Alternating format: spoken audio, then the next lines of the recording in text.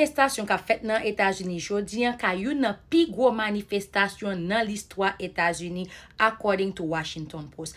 Al gade nouvelle ti moun nan LA millions de moun ap marché against administration ça qui gen dans États-Unis nan moment ça. Pendant que tout le monde sa wap marché against administration, président lui-même li organise un parade qui relait 250 military parade, something like this. So, pendant ce temps, et puis, li pense que parade li a tap gen about 250 moun kap vini la dan jodi an. Seulement, pour le moment, yo di nan news lan, c'est about 10 000 moun seulement qui gen nan parade la.